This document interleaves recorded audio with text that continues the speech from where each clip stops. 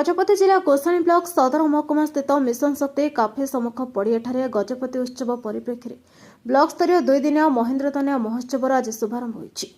Block अध्यक्ष N Veeraraj मुख्य अतिथि भाव जोगदे शुभारंभ करथिले। एथिरे सम्मानित अतिथि भाव जिला परिषद सभ्या नीलावती पारिका, पारलाखेमुंडी तहसीलदार नारायण बेहरा, सहकारी निर्वाही यंत्री सस्मिता जेना, अकाउंटेंट ऑफिसर गजेन्द्र बेहरा प्रमुख मंचासीन थिले।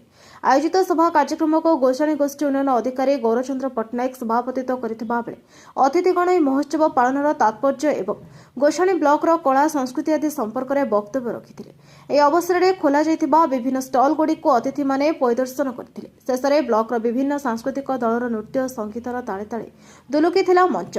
ଶୀତ ସନ୍ଧ୍ୟା ସାଙ୍ଗକୁ ସାଂସ୍କୃତିକ କାର୍ଯ୍ୟକ୍ରମ ଦର୍ଶକଙ୍କ ମନ ମୋହିଥିବା ବେଳେ ସଙ୍ଗୀତର ତାଳେ ତାଳେ ଝୁମିଥିଲେ ଦର୍ଶକ। କୁରାଣ୍ଡି ଏସ୍କେସିଜି ହାଇସ୍କୁଲର ତ୍ରିଷା ଜେନାଙ୍କ ନେତୃତ୍ୱରେ ତାଙ୍କ ଦଳ ସାଂସ୍କୃତିକ ନୃତ୍ୟ ହୋଇଥିବା ବେଳେ ଗୁଣପୁର ଡ୍ୟାନ୍ସ ଗ୍ରୁପ୍, ଲିଙ୍ଗିପୁର ସ୍ଥିତ ଓଡ଼ିଶା ଆଦର୍ଶ ବିଦ୍ୟାଳୟର ଛାତ୍ରଛାତ୍ରୀଙ୍କ ଲୋକକଳା ନୃତ୍ୟ, ପଦ୍ମପୁର ସ୍ଥିତ ଆଶ୍ରମ ବିଦ୍ୟାଳୟ, ଲିଙ୍ଗିପୁର ସ୍ଥିତ ସେବାଶ୍ରମ, ଯୁବରାଜପୁର ହରିପ୍ରିୟା ଗ୍ରୁପ୍, ଦେଉଳା ଜିଏଚ୍ଏସ୍ ତଳର योगा गाराबंध स्थित सेंट एंड स्कूल रो संबलपुरी डांस, घरणीर एजिक्ट डांस स्टूडियो रो नृत्य अवतार गीत, केजीबीपी डांस रो ग्रुप रो आदिवासी गीत, गाराबंध ट्रुप्स रो group dance, Priyanka dance group रो पाली नृत्य, जंगलपड़ राधाकृष्ण सेवा संघ पक्षर भजन संध्या, युवराजपुर अंबिका नाट्यकला संस्थार भारत लीला एवं युवराजपुर मां ठाकुराणी युव संसद द्वारा राधाकृष्ण प्रेमलीला आदि चित्ताकर्षक सांस्कृतिक कार्यक्रम श्रोतांक मन मोहिथिला।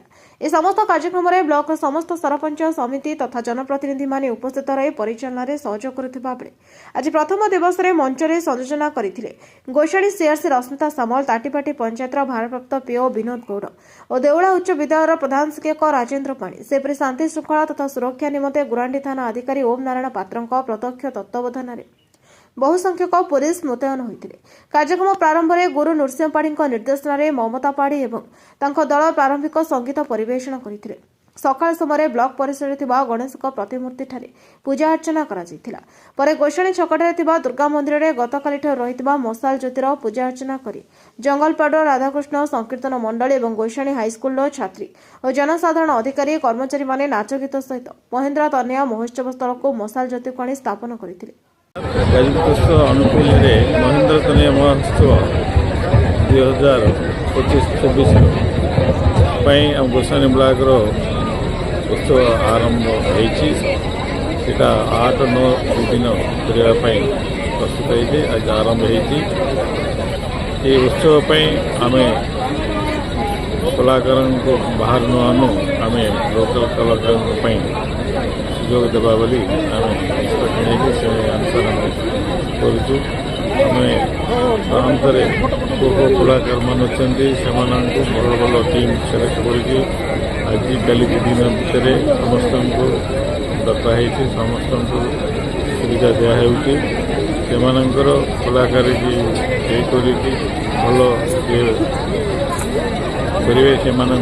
डिस्ट्रिक्ट पठाऊ डिस्ट्रिक्ट भल से करेंगे स्टेट पठाइवाई आम गोटे सपोर्ट करने भल सुजोग था से आम सब वर्ष लोकल कलाकार मान सहित प्रोग्राम करने को निष्पत्ति बाहर आर्टिस्ट मान आणु बहुत बहुत आमर समस्त लोकर ऑफिसर्स माने पब्लिक समस्त साहाय्य उत्सव भल भाव समस्त सपोर्ट कार्यक्रम चलती समस्त धन्यवाद। नमस्कार।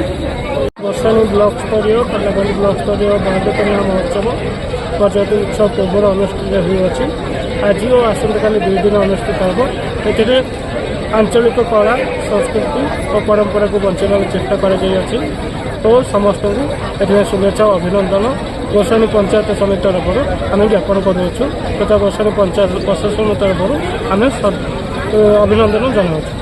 उत्सव गजपति उत्सव एक पार्ट से आज प्रथम रजनी रे आमे आमर कार्यक्रम स्टार्ट करूँ। प्रथम पर्यायर आम कलश शोभा यात्रा आज दिन में होता एवं गतकाली मशाल को आम आनी जोड़ा महेन्द्र तनयारू आसला आमर महेन्द्र गड़र महेन्द्र गिरी जोड़ा आसला धरिकी आसलु आज कलश यात्रा आम करूँ।